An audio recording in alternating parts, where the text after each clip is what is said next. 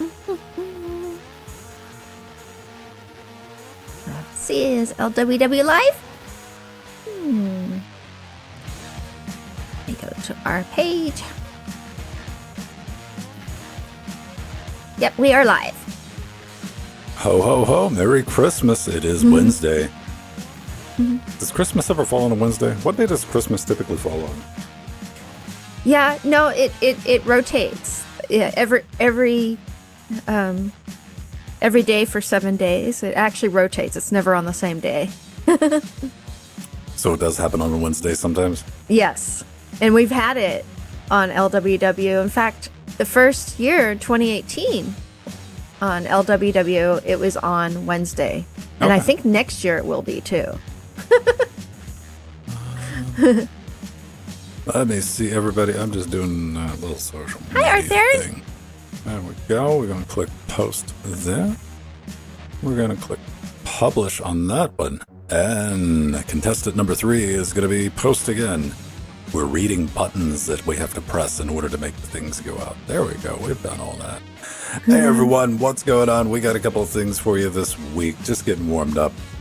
Getting all the bits aligned, getting stuff ready, hopefully flowing in your direction correctly, which will be for the best. Got a couple of things for you this week. We got GIMPs. We got outdoors. I'm going to talk about FireWire. Then we're going to weaponize a Raspberry Pi for Sonic. Nonsense. Hi, Boo. All right. Yeah, we got stuff to talk about today. We sure do. But we are going to be hopping into it. So we are going to stick to that 10-minute clock today. Okay. I will go take a break soon. Scoots! Hello. So who wants to run out and install some Nintendo Switch games on your Yuzu emulator? Nintendo finally decided they're going to take a crack at that one, didn't they? Yeah, they did. Like, let's see if we can go after Yuzu. Why? Oh, I don't know. Nintendo, do you have a new product coming out that's backwards compatible? Maybe. Mm-hmm. Dude, that's gonna be an interesting battle, and I hope they're able to get that Nintendo slapped out of Nintendo on this, because that's something I definitely can see the community coming up and helping to fund that prolonged legal thing, because it is silly. Somebody needs to slap Nintendo. Yeah, true. I mean, if somebody's just like straight up doing copyright violation, but we've established on multiple occasions, all the way back to Bleem, like they're not doing anything wrong, and they're Nintendo is like on the most interesting take. I want to see you try to defend that. They're going against one of the things in their brief said that they're able to prove that Yuzu is all about piracy, because when Tears of the Kingdom came out, people subscribed to their Patreon. That's what this is going to hinge on. Oh my.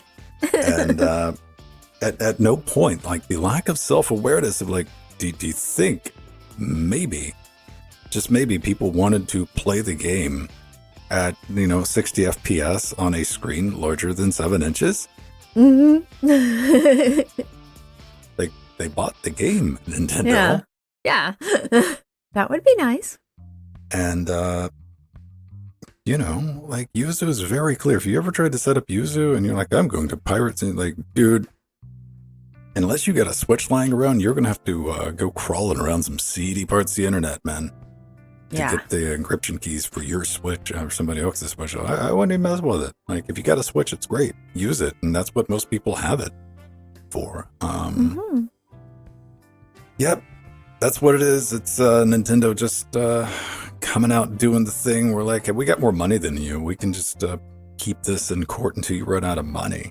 Yeah, so rude. Horrible. Nintendo. Nintendo being Nintendo, quit buying Nintendo stuff. They don't care. This stuff like this is why people are surprised. Like, even though I flat out have said, dude, like, I don't believe that Pal World was Pokemon. Like, it was more like Ark Survival Evolved. I mean, you had balls that you could throw to catch things. Okay, maybe. Whatever. But outside of that, this is why a lot of people are like, Nintendo going to sue somebody. Like, Nintendo's a company that would probably sue somebody like that. So, Yeah. who knows? Oh, hey, Inertia. Ryujinx, I don't know. Like, there's a couple of like different projects out there to do Switch emulation, and Nintendo. Hey, take a note. If you just released a program for PCs where people could just legally emulate your Switch, but they don't want to do that. Nintendo's all about control. I was talking about that last night on Trackmania. Yeah. They're very draconian, very old school about we control our product. We tell you what you can play it on, and that's how you got to do it. And each to their own. Like I said, the real solution is just quit buying Nintendo stuff. Yeah.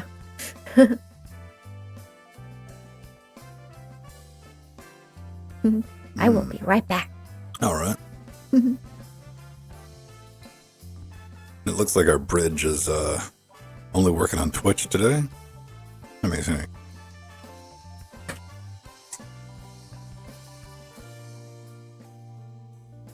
Yep.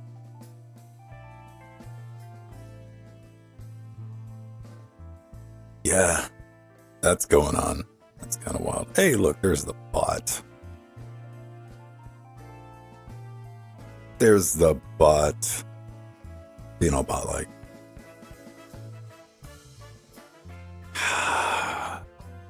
I haven't even played Helldivers yet, but I'm kind of sick of watching people play it. Helldivers has turned into these streamers, I don't have anything planned game. Which I can't fault anybody for, man. But there's been a lot of the, we're just going to play Helldivers. I'm like, that's cool. It looks like a fun game. It looks like a fun game. I look forward to playing it. Eventually, much later down the road.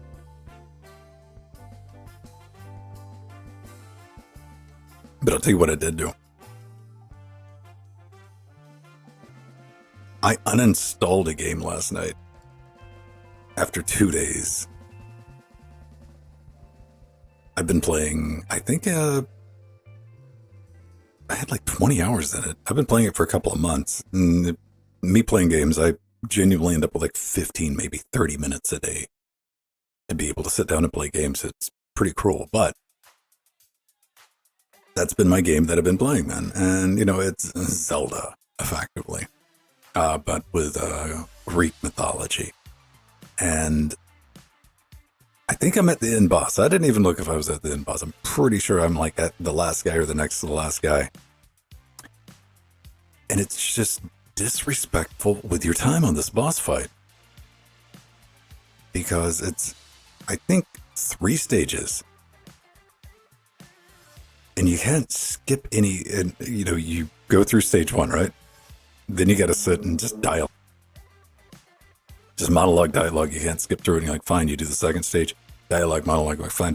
Get third stage.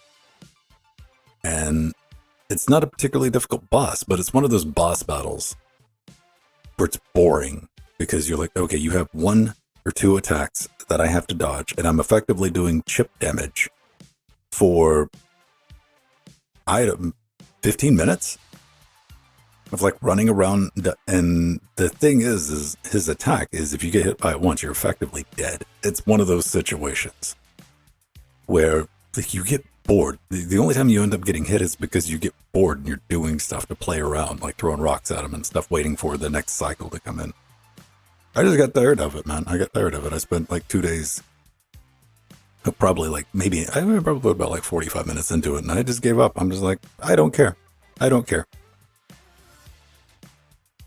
A lot about that game, the game's got some really good writing at points at it. It really does, but whatever. I think I paid like $7 for it. I got $7 of entertainment out of it. I'm not upset.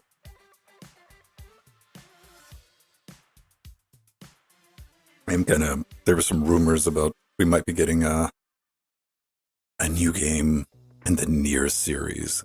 That would be so cool. That'd make me happy.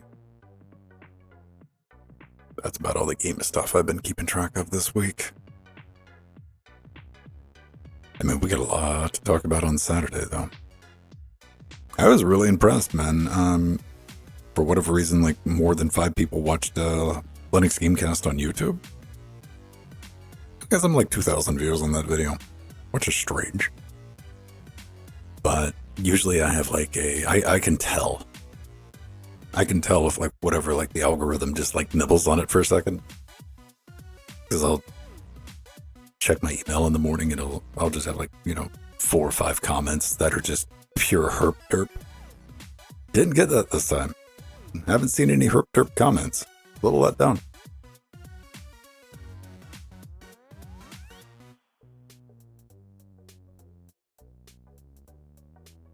Bayonetta is my favorite PC game, period.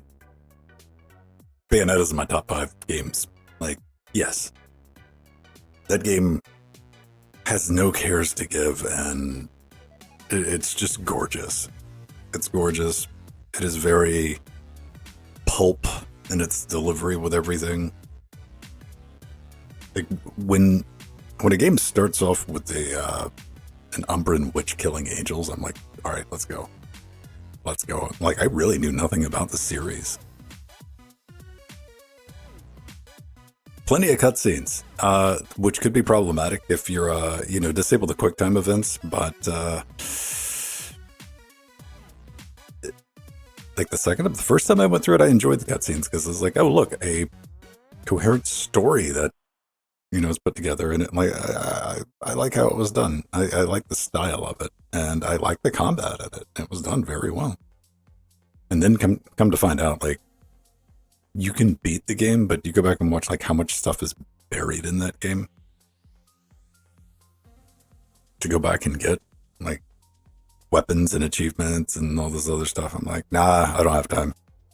Wish I did, but great game. Nier's awesome. Nier Automata, Automatic Tomata is an experience. That game will make you feel, man. Like, that game gets dark in a way that I've not seen a game get dark. Period, I think. And the way they did it, pulled it off, the execution with it. It's social commentary about the human condition, and it beautifully put together. Game Nier's definitely one of those games I was like, I don't know if I'm going to be into that. And the only reason I was interested is because Platinum did the combat system, and that was based off playing Bayonetta. I'm like, Platinum knows how to do combat, so maybe. And yeah, Nier is a very interesting game. You got to play through it 3 times though, but it's not bad because you're not playing the same game 3 times. Good stuff. Nier Automatic Tomatoes. Automata Tomata. It's a fun game. It's a good story. Like, it's nothing like groundbreaking, but then you get to the end of the game, like the real end. Well, I think there's like 6 main endings. Because you can definitely. I don't even want to talk about what I did one time to find an ending. I was just curious. I was bored one day, and I was like, "Here, let me see what happens when it's like, oh, here's a new ending." But how it plays like at the end, I don't want to give anything away if you don't already know. All right, let's go ahead and hop into it. Okay, you need me to clap? In just a minute. Okay. Just a minute. Do I want to bring that up? Maybe let me check something real quick. How are we doing right there? Yeah. Let me bring that up maybe just a bit more. How about right about there? Are we feeling that? Yeah. Maybe just a little bit more. Maybe just a little bit more. I'm trying to get I put in some new cabling. Oh, okay. And I have an isolation transformer, which I've not had plugged in for a minute.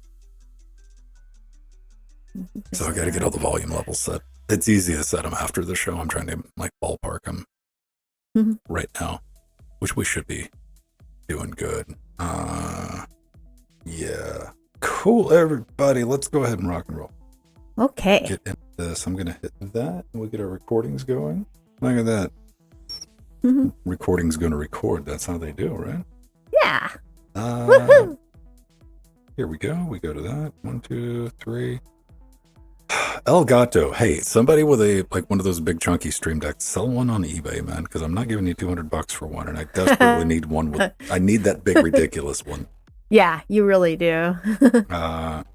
Needs a strong word. I made this work, but anytime I'm like that, I'm scrolling through the pages I set up. I'm like, where are the buttons at? Okay, here we go. Yeah, give me a clap. Okay. All right. We're good. Okay. And I'll get that synced up. And all the video async delay and audio delay will be perfectly aligned for next week. Woohoo!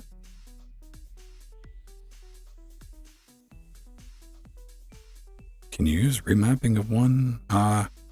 Can I tie? I use Bitfocus Companion, and Bitfocus Companion only works with a Stream Deck. So, no. Plus, this is full. What I don't need is a third device on top of everything. Yeah. What I really need to get is a full-on control surface, because I want to do a show on like Sundays, like going through with Reaper and like actually editing the audio. But the way I do that right now is between the keyboard, the Stream Deck, and this guy over here. And there's no way to like get that in one shot. Oh, right? Yeah. Yeah, Like, I see. it doesn't all fit in the camera. I'm like, okay, I just need to get like a regular. So I got my eye on. We'll see. We'll see. Cool, everybody. We're rocking and rolling. Let me go ahead and hit the stoop button. Look at that. There we go. Oh man, going all the way back to Pinky in the Brain. Pinky in the brain. We're pinky in the brain. Steve trying to relive his late 20s, early 30s.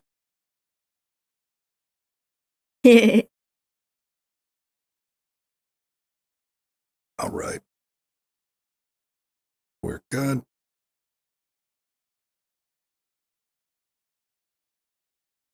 Cool. Let's see. Do I got anybody that wants to come tearing out of the neighborhood? Yeah. Here's your chance. Do I have a tree trimmer? No, not this week. Man, it's always like one of those things. Like without fail, worst possible time to start the show is like 3 p.m. and that's like right when all the school buses start pulling in the neighborhood. Oh, yeah. It's been like that since day one. I was like, that was a dumb idea, but yeah, whatever. We work with it. Yeah. Let's go. Thank you for the follow. Zap. Oh, that's a cool name. Zabu. Hey everyone, welcome back to Linux Weekly, daily Wednesdays where we sit back, relax, take that midweek break, talk about some of the fun things going on in the world of Linux and open source and Ben Stone. Joined every week by Joe Bryant. Everybody watching at home, hi. How you doing? Plenty to talk about, plenty going on in the world of penguins, open source, Nintendo. Nintendo. We'll talk about that on Linux Gamecast Weekly. Tune in this Saturday. The saga. Right? Yeah. Ah, man. So, you know, I've been on a little bit of a tear trying to make sure that FireWire audio interfaces do not end up in landfills. Why? Because we figured out how to do analog to digital conversion back in the late 90s and early 2000s. And despite the best efforts of the marketing departments of PreSonus, Focusrite, Motu, GoExa, we figured it out. They're not like, I've shown you this with maths. Like, we're good. So older interfaces, especially stuff from like the mid 2000s and the 10s and the 15s and the aughts, whatever you want to call that, they're great. The only thing wrong with those interfaces is FireWire. Apple killed FireWire because they came to Intel one day. They had a good deal with Intel, and Intel was putting FireWire on motherboards. And Steve Jobs said, man, I want a Baca port. And Intel went Thunderbolt. Yeah. Which is good. We got Thunderbolt out of the deal. But yes. We're stuck with all these great audio interfaces that are floating around because we're getting rid of FireWire support in Windows 7, Windows 8 didn't exist. That's not really going to hurt you. Windows 10, Windows 11, and the new versions, especially the M Series Max. Even with your crazy Moon adapters to Thunderbolt 1 to Thunderbolt 2 to 3 or whatever to FireWire. And people are throwing them away. And you're getting them for crazy, crazy cheap. One thing in the Linux kernel, we have support thanks to TAC. Woohoo. For FireWire audio devices, and you can get a PCI Express FireWire add-in card for nothing, like $20-$30, allowing you to use this. And this is a great path for people who have thousands of dollars worth of audio interfaces to go, maybe I do need to look into this Linux thing instead of turning around and rebuilding everything from the ground up for, perfectly serviceable. Now, it's still good for like people like you and me, because a lot of those people are just like, you know what, I'm going to sell this stuff for pennies on the dollar on eBay, and you can pick up multi-$1,000 interfaces for like $80, $100. It's awesome. But Pipewire is this new thing, right? It's been around for a little while, but people are really starting to use it. And with FireWire audio interfaces, you got two sets of drivers. You got what I call the pro drivers. Like if you're really serious about using your FireWire interface for like what I'm doing here in the studio, you're going to be using the FADO stack. And that's the only way to get it done. It's lower latency, more stable. They've been around forever. And you got the ALSA stack, what I talked about. Those are built into the kernel. Those are great. You just plug your device in. It works as a sound card. There's no problems with it. But that FADO stack, that Pro stack, didn't work so well. And I brought that up a couple of times. Now, no one's done anything about that. I'm like, well, that's fine. Maybe I should make a video about it. Maybe I should break it down, do a write-up on what works and what doesn't. I did just that. And I'm like, hey, this doesn't work. This does work. This is how poorly this performs too. I went down the thing. Lo and behold, that's a wrong button, Vin. That's not. There we go. We're going to get the primary developer of Pipewire, Wim Taemans, is like, I don't have a FireWire audio device. So, Christian, you might know him, you might love him. He's the director for desktop over at Red Hat. He's going to ship Wim one to play with. So hopefully, we'll get all those little bugs and weirdnesses hammered out. And these devices can stay at landfills, and people will be able to get great use out of them for many, many years to come. And if let me tell you, these primarily work because they were reverse engineered back in the day by the great people who did the FADO project. Why? Because manufacturers haven't changed. Because they came to them and said, hey man, can we get the specs to create some Linux drivers? They went, go away, you smelly nerds.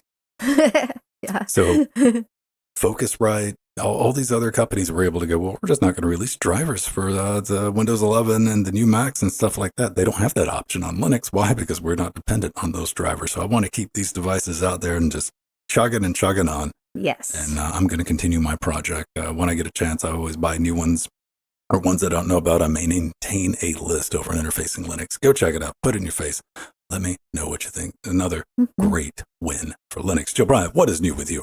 Oh boy, it's been all about Scale. The Southern California Linux Expo Scale 21X is coming March 14th through the 17th here in Los Angeles at the Pasadena Convention Center. And I've just, as I've been talking about the last few weeks, just going crazy, getting ready for my booze, and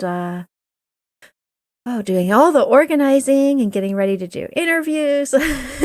It's just one thing after another, but it's my favorite weekend of the year, so I am looking forward to it and seeing all my friends and my Linux and Scale family.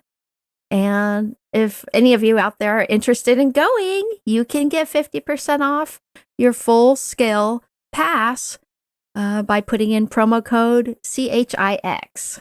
And that's short for the Linux Chicks of LA. So we have a booth there, booth number 418, and come visit us. And also, Ven, I had fun with our maps yesterday on our Trackmania stream. That was a lot of fun. I love the creative maps, and even the Temu keyboard rainbow colored map. You didn't love it as much as we did, Joe Brian. Yeah, I know. Jill's like, You guys, I gotta go, and I I was had like, to you know go. what? I gotta go too. Yeah. But But you played it. You guys got all through it? We stuck around. Ogie and Turbo Tree managed to get through it. I saw the exit 2 or 3 times. And yes, ladies and gentlemen, we get together on Tuesdays and Fridays to play an 11-year-old game called Trackmania Nations Squared Stadium, whatever it's called. Trackmania Stadium It's Squared. like $9. It runs on a 5600G. It runs on your Intel iGPU. It's not a problem. Great time. It's not necessarily a racing game. It's arcade puzzle platforming. There is some racing elements in it. Go check it out and come hang out with us if you get a chance. We got our own little private server where we hang out. And of course, we stream it right here on Twitch. But let's go ahead and talk about not GIMP 3.0, but GIMP Yes. 299. We're getting close. 0.18. Yes. So the open source GIMP image editor, GIMP 2.99.18, has actually been released.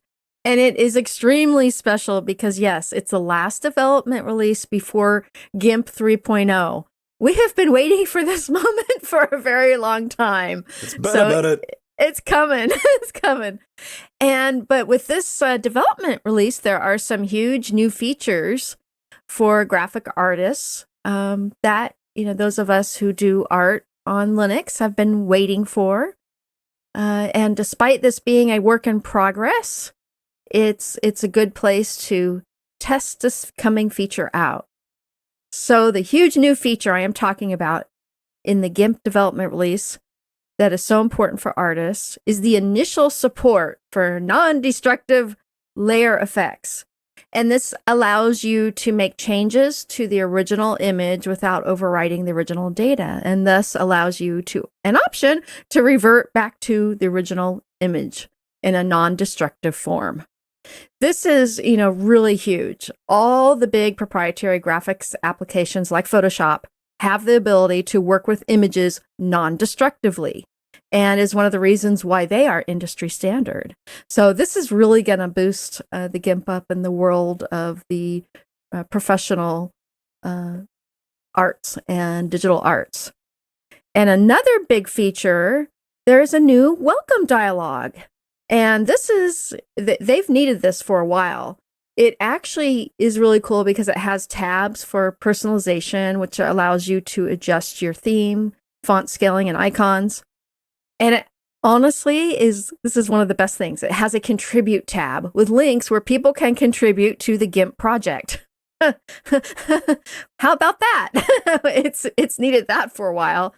And it also has a create tab with handy buttons to create, open, and open recent images. So it's needed a welcome dialog for a long time. And there are actually now 3 variants of theming: dark, light, and middle theming, which is more of a grayish, and a lot of improvements to color accuracy and improved color algorithms.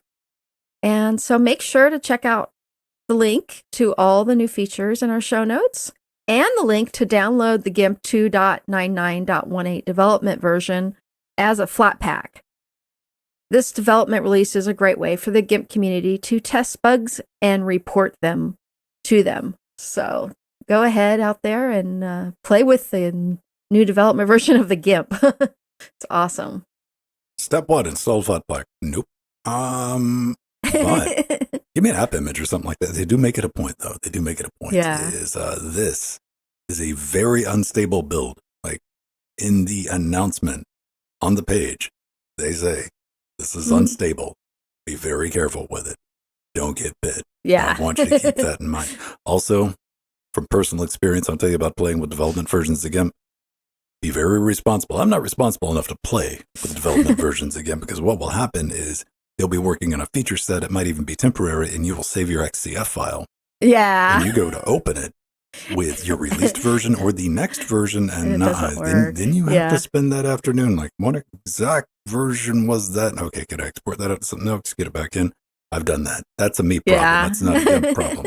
Something I'd like to see worked on in GIMP, though. I think about this is, can we get some tools for like automatic background removal? That doesn't sound like much, but if you're in the business of making thumbnails, yeah, I think That's a about good that idea. each and every week now, because we don't really have great options for it, like outside of just manually doing it with a lasso, Yeah, which yeah. I've been doing that. There's a couple of AI tool, Python background removal, and they kind of work, but Hmm. I just seethe with jealousy when I see somebody on stream like, oh, hang on, let me do that in Photoshop. Hmm.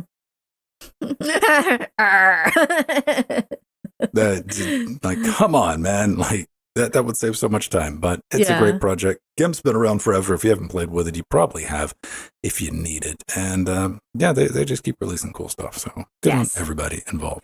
Now, Yay. prepare yourself for a little bit of audio. If you've ever played with a digital audio workstation, Audor is usually the first one on Linux people play with, unless you're doing tracking like LMMS or something like that.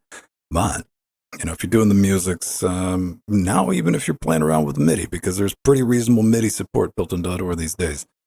We got a new version. 8.4 is out. A couple of things to play around with this. You're like, hey man, wait a minute. What about Audor 8.3? You skipped one. They didn't. It was a little security bug fix, so it wasn't released. What they're doing here is kind of interesting because if you don't know, Audor is using GTK2, and you might be like, wait a minute, isn't that being depreciated? And yes, it is. Every single thing. It's gone away. So they're going to be moving the GTK2 source back into the Audor tree or into the Audor tree. And, that's going to let them modify, subtract all the needed bits that, just for Audor. I'm like, okay, this could be cool to sit back and watch. It's probably very interesting for the project itself. Couple of updates for this version, though. That's not the only thing. Couple updates for control surfaces, a few visual tweaks. AAF showing up in Audor is kind of interesting, Joe. Yeah, it You've really is. It's called it stands for the Advanced Authoring Format, and import is now available in Audor 8.4. I have personally used the AAF format heavily in Adobe After Effects, Adobe Premiere, Final Cut, and Avid for transferring audio and video settings from one program to another. Honestly, this is a really important feature for those of us who go back and forth from the different programs, because what it does is when you do your edits in your audio track or video track, it'll keep those edits when you import that file format. So very important. And yeah, one of the that's interesting things cool. about it, AAF, I have to deal with it. I've had to deal with it professionally a couple times myself. Yeah. Is something that should be avoided like the plague, because it is not a fun thing to fight against. Especially, I mean, it's a better love story than OMF, which was the predecessor to that. The predecessor. AAF will, at least what Joe was describing, it's what's called automation, especially with lanes for your pan sweeps, and very heavily used for moving projects between, on audio and post, which that's where I've encountered it several times. And I never thought I would see that in Audor, because it would go all the way back to July 2015. One Paul Davis, you might know him as the creator of Audor, in italics, I am never going to work on AAF. It is impossible to work on OMF. Rawr. Oh boy. I agree with Paul. I don't think Paul was, I think it was a contributor. It might have been somebody, Adrian or somebody else added this in, which is, I mean, it's great to see. It's great to see. I love that it's there. If you do ever get stuck playing around or being forced to deal with AAF on Linux, AA Translator runs under Wine. You'll learn about it. You'll play with it. It'll let you convert it into something reasonable, so you can work with the project and at least get a hold to what you need, your part of the job, and then get it packed back in so you can ship out the deliverables. Or you can use DaVinci Resolve if you have a pro version of that laying around. You can effectively do the same thing, pull it in, get the bits that you need to work on, pack it back up, and ship it back off. And you can do that with XML and EDL formats as well with DaVinci Resolve. Brilliant. Love to see it. Audor is, go check it out. It's available. If you need the latest version, you can pick it up. You can, they have a monthly subscription or a one-time thing. I think it's like $40 that you can do and get a binary version directly from Audor. So they were the ones that built it. That's going to be your best option, most stable version, according to them, which no reason to disbelieve that. And it is going to be the most up-to-date. Plus, you get access to nightly builds if you want to try it. You know, like, hey, some of the experimental stuff that's going on, because it's pretty active behind the scenes between releases. And, or as always, head over to the GitHub, clone it, download it, build it. I need to do an updated guide for the latest version of Dora. I'll probably get around to that and get that up on Interfacing Linux probably the next couple of weeks for those of you who just want to learn how to build stuff, man, because it does use WAF. And it's not a common build system anymore. So there's a couple of funky things with it. All right. Cool. Now, let's switch gears and talk about old, ancient, equipment. Yeah. decrepit technology from 2007. It's half control surface, half audio interface. Yes, I'm talking about the Tascam Fire One. Pretty interesting bit of kit. Why? Because this came out 13 years before the iOStation 24C came out. And I did a video on that last year, like towards the end of last year. And it was effectively the same thing, half control. There it is, right there, the pre-sodas. Half control surface, half audio interface. And, you know, this was a portable FireWire audio interface with the shortcut keys, transport control, big chunky jog wheel on it. And of course, a couple of preamps, FireWire connecting, dual headphone, like just a bunch of cool stuff. I've talked about this before. I bought this because I was just scrolling through eBay and I'm like, what the absolute delete expletive is that? Huh. And I bought it. They're not common. There's like 2 or 3 on eBay right now, which says something. Yeah, you get those 2 preamps. You get MIDI. It's got hardware MIDI on the back. You got a Hi-Z for your guitar jack. Took it for a spin on Debian 12 with Pipewire. On top of everything else, we got to check out all the things the kids are playing with, all the new tech, Pulse Audio, Pipewire. Really no problems. Everything showed up in QP Graph and, you know, it works with jack. All the stuff's here. Plus, what I really wanted to know was, does the control surface section work under Linux? Because it's like, maybe. Because if you know about control surfaces, they have a couple different modes. I had my pinky toes crossed that this was using Mackie mode. And it turns out it did.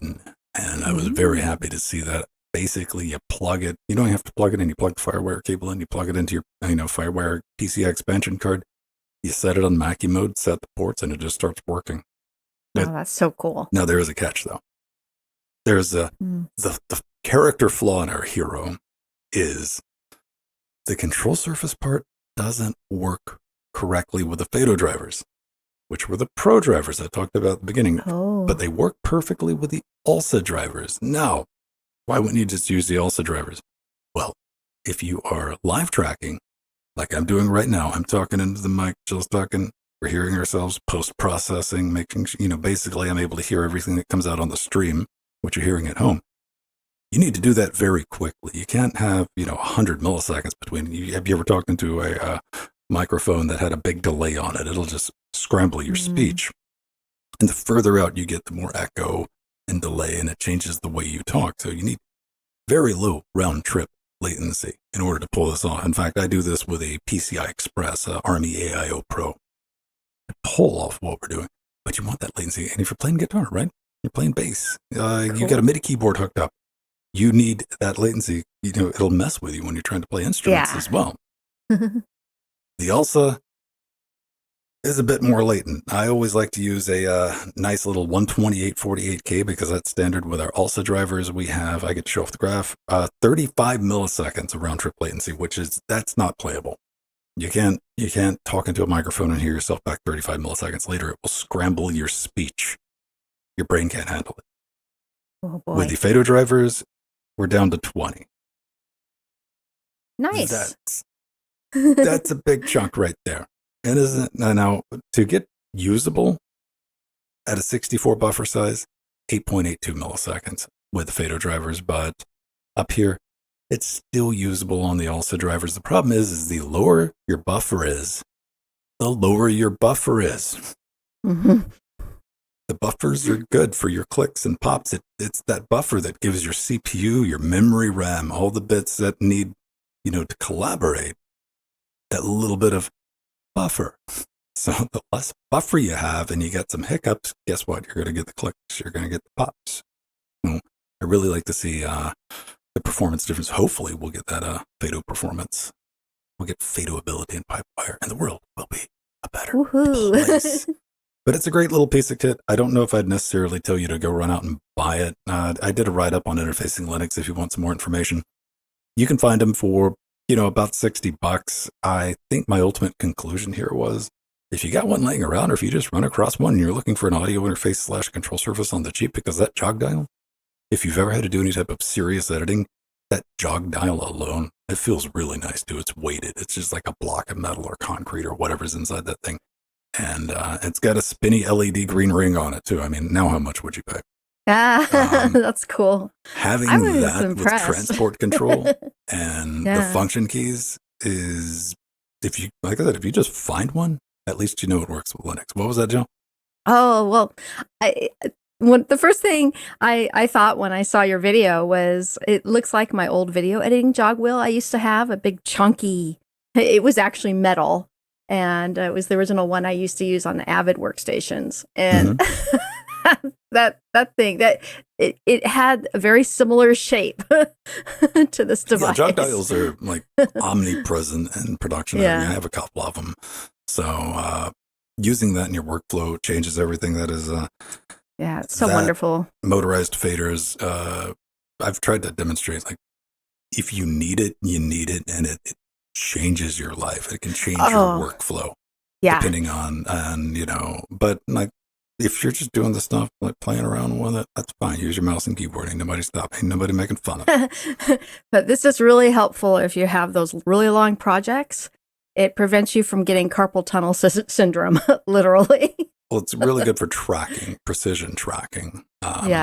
When you're dealing with audio and scrubbing through audio, which there's not a nice difference, with the resolution with your keyboard for like just being able to dial back, dial forward. And like, if you don't know, you don't know, but that's cool. Don't worry about it. Pick one of these up and play with it.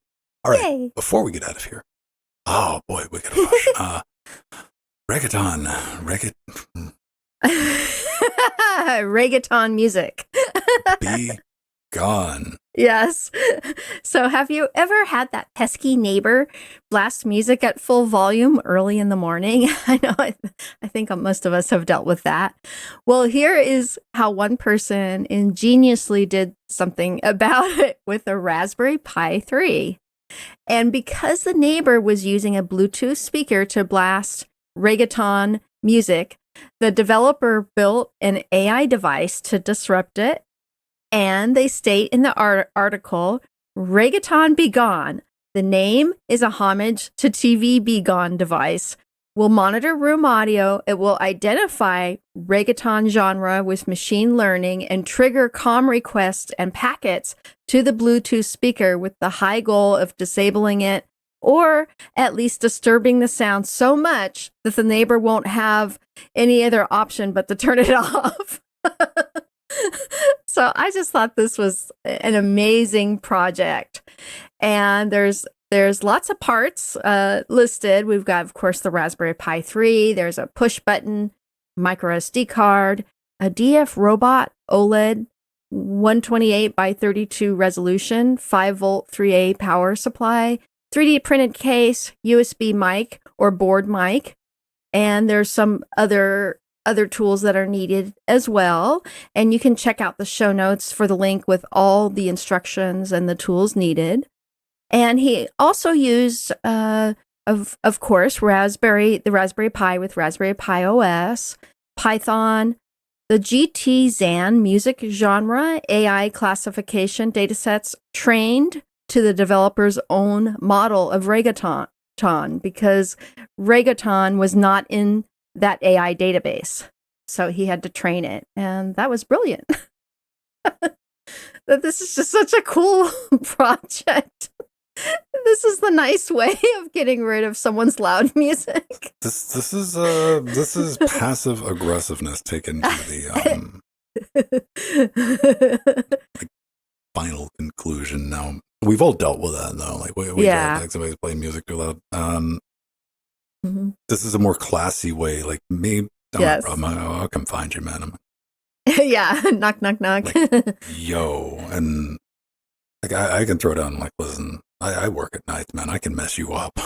Yeah. Like, I'm awake. I'm intentionally quiet for people. But in the past, when I was like living in an apartment complex, this is right up in the same vein of like, you remember the guy who like sent all the printed pages to the printer on the network for the there were some people upstairs that wouldn't be quiet, so he just like printed out. He's like, "Be quiet." Oh yeah, yeah, a yeah. billion times. And I was like, all right, I like this. I used to engage in sonic warfare because, yeah, like I got 2 412 cabinets, guitar, 1,000-watt soft tech head amp. Yeah. Yeah, it's pretty easy. Those are on wheels, so just roll that up to the wall and go, how about some Soundgarden? But this is a more classier way of going about that. I always like to see stuff like that. And Yeah.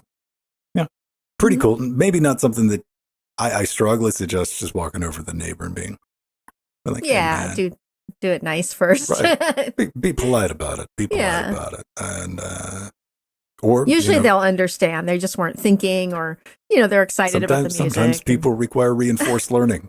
Yeah. This is a humane solution to the problem. And worst case scenario, you'll have to pull another MAC address for the new Bluetooth speaker every now and then, because they're never going to put that together.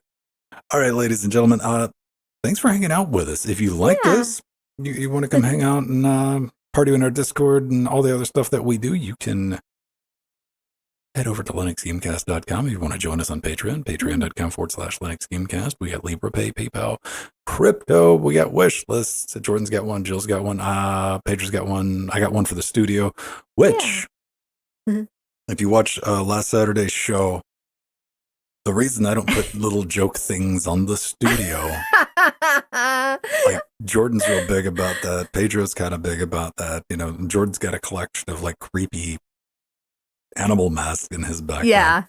And I saw the Sonic the Hedgehog onesie, and I'm like, oh, that's silly, and it was cheap too. I'm like, all right, fine. Put it on the bottom of the bam. Yeah. Aromatic Dev, it showed up. So we unpacked that, and it's got gloves. I'll wear it next Saturday. Yeah, thank you, Aromatic Dev. We got a furry Ven now. We got the Sonic the Hedgehog. It's not even Sonic, too. It's like legally distinguishable. Yeah, so it's a little different. Yeah. Yeah, man. Yeah, I got one for the studio. If you want to end up on this wall back here, that's how we will publicly shame you as a way of saying thank you. You'll be next to Linus and Frank. And of course, Jill has one as well. It's over linuxgamecast.com/support. If you can kick some coin on Patreon, or if you're a Twitch sub, link that up, pop in our Discord. That's where we're at the other 6 days of the week. That's where this conversation just shifts over. And we got live audio rooms. We do the Track Mania if you want to get into that. Live and uncut versions of this show. Also, you might have noticed even earlier this week, but I don't think they were fighting ads. YouTube got really buffery a couple of days ago. Like I even checked with my premium and it was still buffery. But if you don't want to deal with like ad blockers and you want the highest quality version of this show and you like the video version, I got that for you on Patreon. You can just download it. You can stream it if you want, but if you want to like archive it for whatever reason, just click the download button and get it. You're done. Nice. Just as a thank you. Same with the podcast, that helps us because we host all those ourselves. Yeah. It's kind of brilliant. All right, beautiful people. Get out there, make something awesome with some Linux, report back, and if you survive, we will see you again next week. All right, let's roll some credits. Yay! We've got lots of wonderful patrons to thank, like Omegas and Artherin. And our executive producers are Barbrandt, Scott M, Atomic, Hakeem, Chicago Kicks People, Super Dust Out, Empty, Blasmia. Our Sea Monsters, David, Darkwing, System T, Mark, BSNG, Joe, Dirty Dan. Our Death Notes, Dirty Dean, Back, Dodger, Churlings. Okay, Mir, -9. I have to squint if I want to try and read all our beautiful Churlings. All right, everyone. See you next week. Bye-bye. Bye, everyone. Love you all.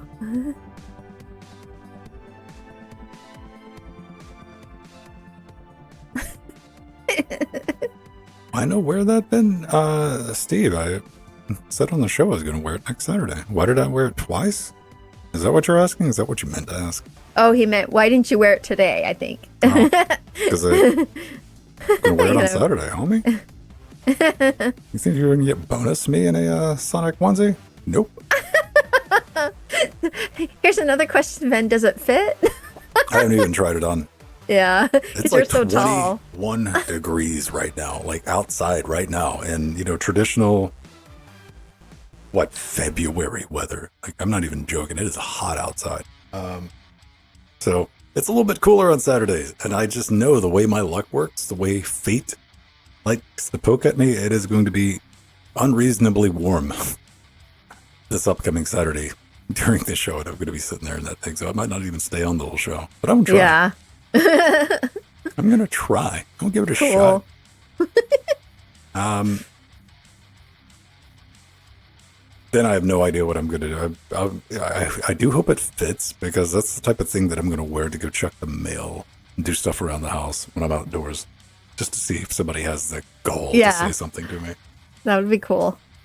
I have a Totoro onesie. A furry Totoro onesie.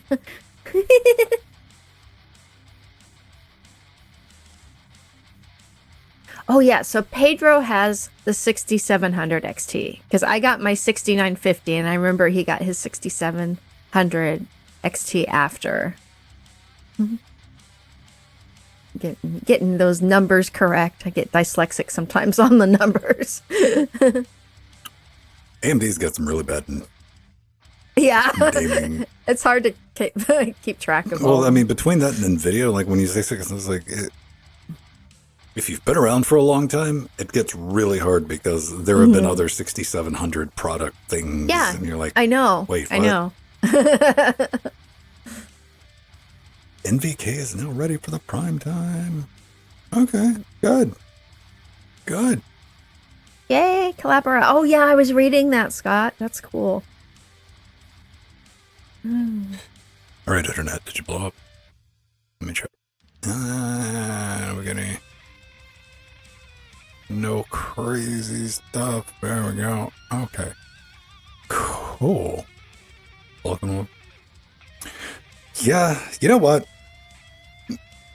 Remember when Vulcan was coming out and all the, I'm going to say exclusively Winbros were very down on Vulcan?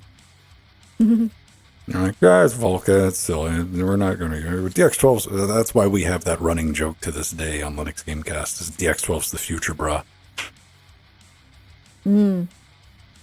Because people were desperate to get another tied-in DirectX version that worked on, and it didn't even work between the PC and console. You had to do it twice. Yeah, I'm glad Vulkan is there and people have paid it attention, because that is truly the cross-platform rendery bits of the future. You know what? Apple, like, whatever. Like, Apple's doing metal, man. Nobody wants to tango with metal. I mean, if you like money, Yeah. it's worth tangoing with metal, I guess. Yeah. You know, there's a very captive market there of people with $3,000 desktop PCs that would very much like to play a video game. Yeah. Like a real video game, too, not like, something that was on mobile, right? Yeah. Oh. It's craziness. Anyway, I need a new video game to play, Aw. because I'm done with Immortals Phoenix Rising. I've uninstalled it. I need an open world, third-person action RPG with story elements in it that you can play for like 15 to 30 minutes at a time. That's what Genshin Impact is for me. That's the exact exclamation. Excuse me. Explanation. Why can't I say that word? Uh-huh. Sometimes But words it's- just mess you up, man. Yeah. I walked around the house like trying to pronounce a word correctly. I'm like, come on, like, what is this? Yeah. Explanation. That is actually a hard word to say. No, Inertia has had Mac users. They don't even know what Asahi Linux is. They don't know Linux. What are you talking about, you stupid smelly nerd? Come on. They're Mac users. All right. Let me make sure everything recorded. Good, and I will go ahead and 110 gigs. I remember when that used to seem like a lot. Yeah. Like, that's tiny. All right. Mhm. We do that. We do that. And I'll have to reprocess. Man, sometimes your brain just checks out. Now that I'm looking at the directory that I record stuff in for this show, more often, it's rare enough where I might have to do it like once a month, but I was moving some audio plugins, playing around with some new stuff audio-wise. Well, we get done with the show.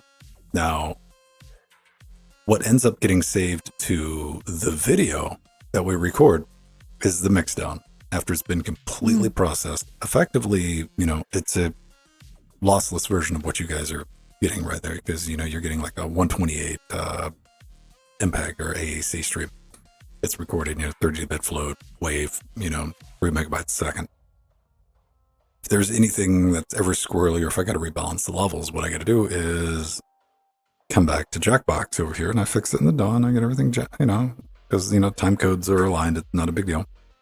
And I get everything mixed around. Then I render it back out, and I render the mixdown out. Then the last part of this equation is to move it back over to Threadbooper so I can put it in DaVinci Resolve and sync the timelines and use that audio. I've forgotten to do that twice in recent weeks. I get everything, I render it, and I'm like, cool, we're ready to go. You shut the PC down. Come on, really? Well, then I got to start everything back up. Get back into it. Take that one little file for that 1 second, then shut the box back down. Fun times. Yeah, you know what? I played the Yakuza. I played the one I bought. And here's the problem with it. There's parts of that game I like how whimsical it is, because that's my type of game, silly. Me and silly get along very well. And what I didn't like was, and this is peppered out apparently through all Yakuza games, is I ran into a part where there was no way to progress until I invested my time and energy in managing a real estate company. Not like shaking people down, like seriously sitting down and like doing accounting and managing stuff. And I'm like, no.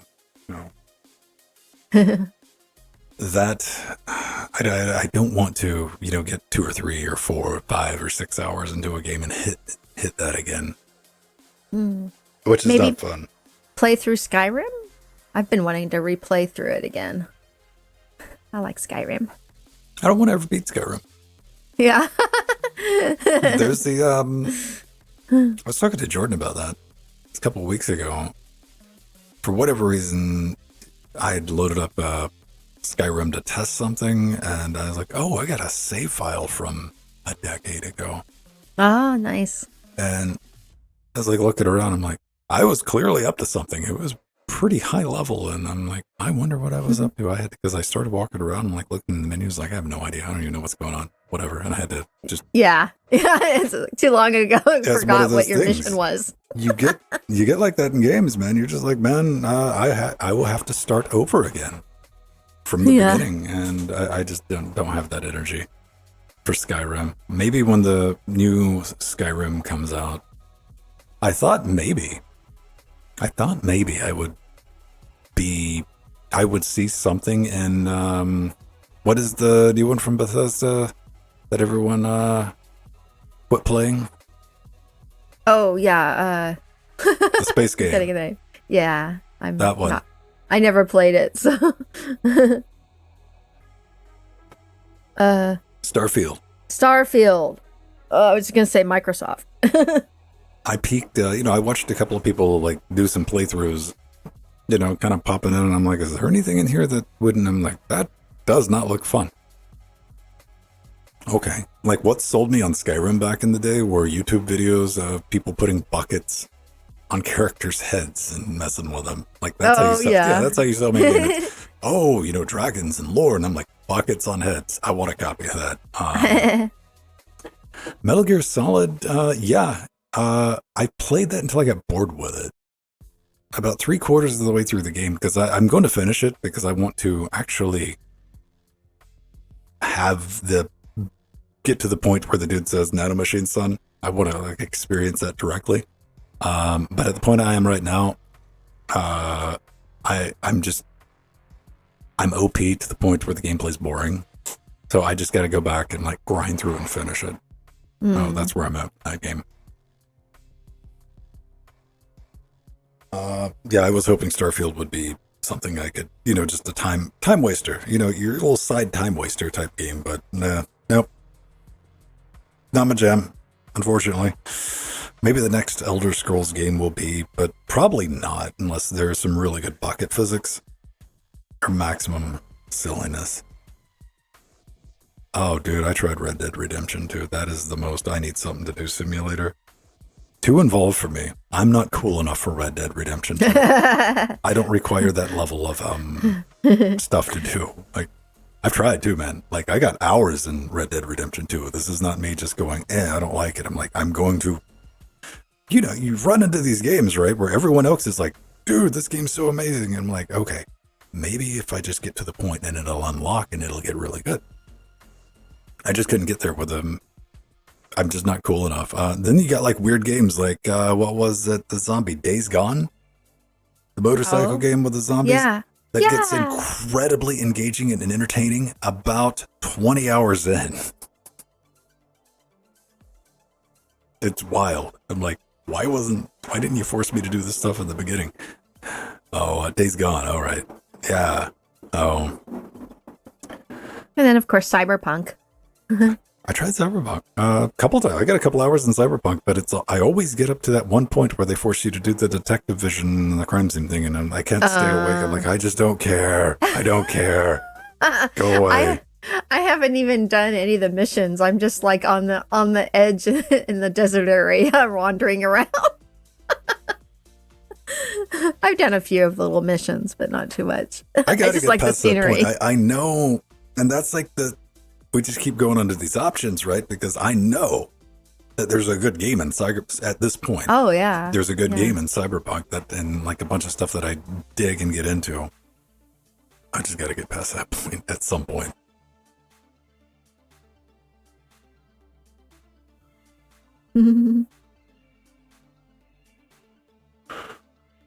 Yeah. Yeah, corporal mission. All right, everybody. I'm gonna go turn knobs until things sound okay. Okay.